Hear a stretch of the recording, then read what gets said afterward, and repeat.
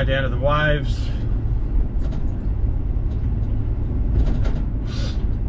Check Tapper's surf report. Looks alright. Still a bit clean. Bit northwest. Better than onshore.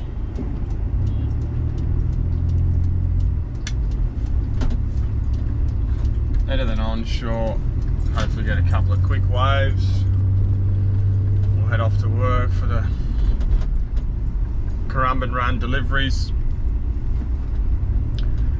and get a whole heap finished and prepped and started for next week.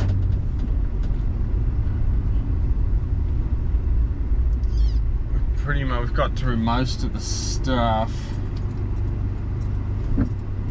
so we're looking pretty good for the week ahead. We do have a few ones to finish off today to complete the week, but that should be easy doable. It's Nat and I both in the shop, so there shouldn't be too many distractions. At least if someone comes in, one of us can keep working, which is always good. When you are by yourself, it definitely gets a bit harder because you have to stop and start heaps, but that's just what it is. We make it work. Like I always say, we're probably not the busiest shop on the coast, but we definitely do one of the best jobs. We don't mind spending a bit of time with the customer, having a chat, seeing where they're surfing, how they've been going, what boards they're riding. That kind of stuff's always fun. It's good for us to know. Put a pinpoint of where most people are surfing, sometimes even where most people are dinging their boards, but in general that's pretty much fucking everywhere. So yeah, I think we've nailed a park here. There's one straight in front of us.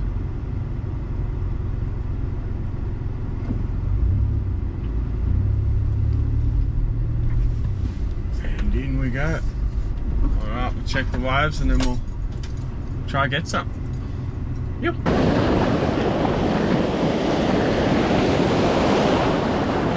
Woo!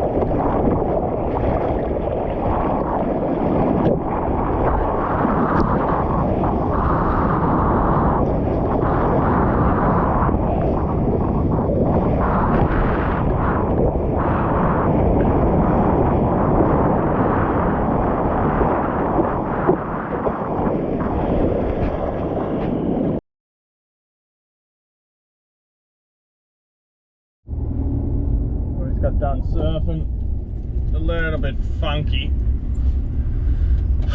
We just surfed on a back bank, back break. A couple of nice ones, a little bit tricky. Not really a shorey anymore like the other days, but it'll do. It's probably three foot.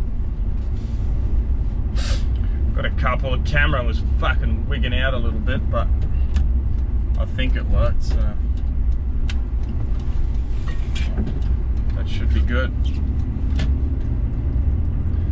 Now we're gonna off to work, sand some dings,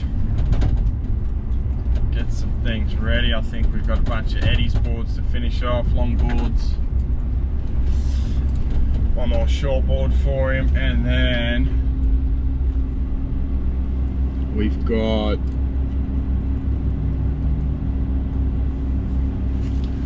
a couple of tail buckles to finish off, and also a bunch of boards to prep to get glassed up to be finished next week. Nat will just be doing his thing, setting us up for next week as well. He'll probably leave early and go surfing as usual, but it's all part of it. Keeps everyone happy. Crease filled, sanded, pinholed. Now we're just going to glass it up. 2 layers, wrapping the rail. Keep it nice and clean, ready for blending, and then finish coat.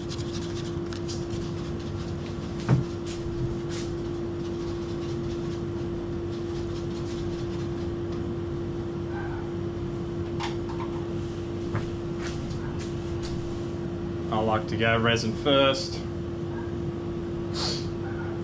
nice and slow.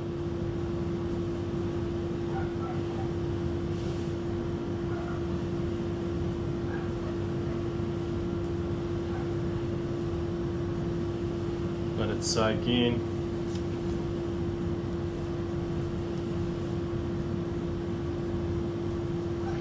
I find if you move it around too quickly, you end up with the little air pockets. It just ends up being harder to take care of later on, I feel.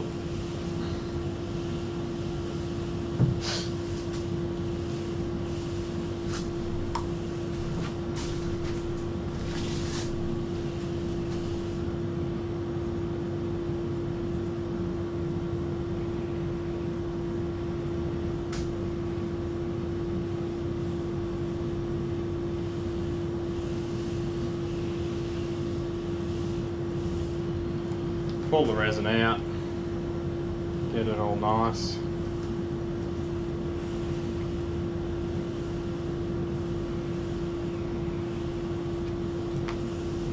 You want everything nice and wet, but you don't want it completely saturated that you end up with still lumps or pools of resin. If you do that, it's just harder to clean up later on. You might as well do it now. Get it perfect. It makes life so much easier.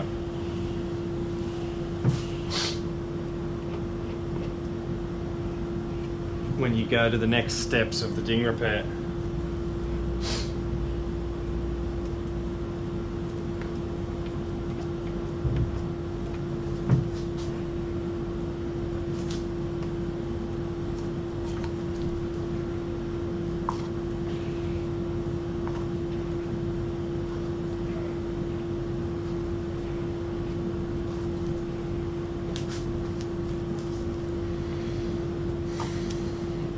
Try and have a look at the repair from different angles. You're basically trying to spot out any air bubbles or little bits that you might have missed, which happens all the time, even in brand new glass boards. If you know what you're looking for, you can see little air pockets and pinholes and stuff everywhere. You're never going to get things perfect, but your end goal is always to be as close to perfect as you can get it. If you do the absolute best possible job on each one and someone still complains, then it's simply just not the right place for them. You can't please everybody.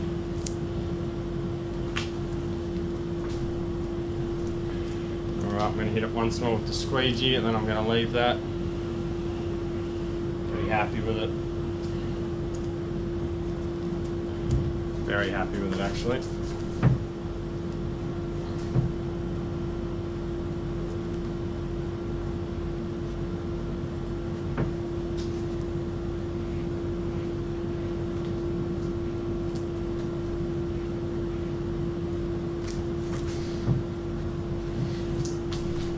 And there's your crease. Glassed up, ready for filler coat.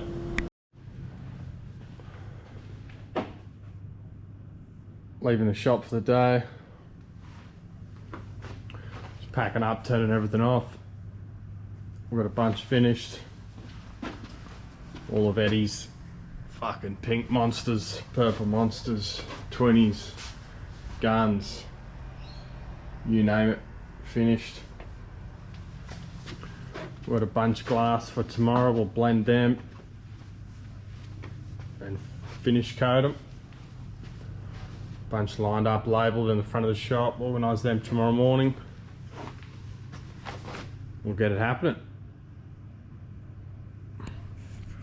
Might head for a surf in the morning. Then we'll get into the shop, clean up, and then get ready for the next week. Yep. Well, that's it for work for the day. It went pretty good. Everything went smoothly. Some days it doesn't, but did today. Surfed. Got to work, did the deliveries. Whee! Surfed. Work, deliveries, got stuff prepped, ran around for a couple of hours, then back to work, finished a whole bunch off. They'll hopefully be getting picked up tomorrow. And then back into it. Same thing, different stage. Hopefully nothing fucks up on us. If it does, it's kind of what happens. Not every day's a good day. But if each step of the repair you do, take your time, get it perfect, then it normally works out pretty well. Less hiccups, that's for sure. What a fair few come in today as well. A lot of epoxies. A lot of Chinese-y made shitty fucking epoxies too. They're the worst ones to fix, but I get it, people buy them. People buy them and we do fix them. They're actually more expensive to get fixed than a normal board made in Australia. But if people want to pay cheap, get the cheapy Chinese pop-out boards, then once you get them in Australia, we can't charge you cheapy Chinese prices, can we? Because we've got to fix the boards. Still our time. Doesn't make sense for them to be cheaper than an Australian made normal PU board, for instance, let's say. They're harder to fix. The epoxy ones anyway are epoxy obviously, so it's more expensive to get the epoxy in Australia as well, so therefore the price is more. Most customers understand. There's always the odd customer, not that it's their fault, they just haven't been educated about it, which is kind of heavy when they buy it from the shop. The boards look great, don't get me wrong. They think they're buying this premium fucking surfboard, but really, let's say it's kind of a premium looking finish. The board itself is far from premium, let's put it that way. It's the best way to describe it without offending anybody. But if they had a little bit more education, I feel that the surfer buying the board could make a little bit more of an educated purchase, but it's the way of the world at the moment, isn't it? Everyone wants a sale. Retailers want a sale, they got to pay their overheads too. I get it, but shouldn't be selling shitty products, trying to tell people that they're top quality, because they're just fucking not. I've talked about this a million times. I'm definitely going to do a few more videos on it, but I think the way of the future is educating people through whatever, Instagram, Facebook, YouTube, whatever. But the only way people are going to find out is by someone telling them. Education.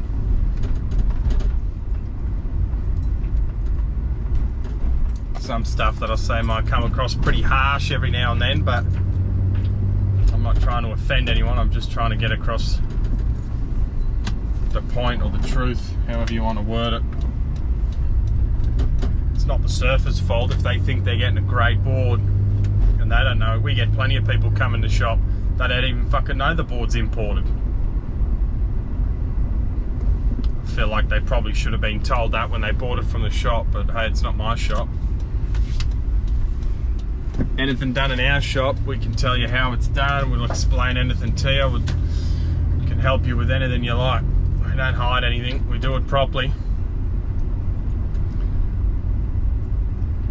We do it properly, pretty bloody sturdy after it's done, but we do tell everyone it's not bomb proof.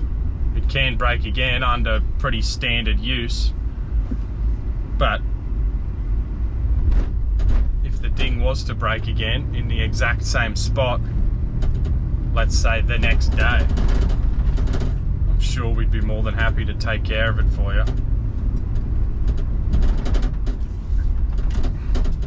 Under general use, that is. If we fix your board and it flies off the fucking car, then it's not our fault, is it?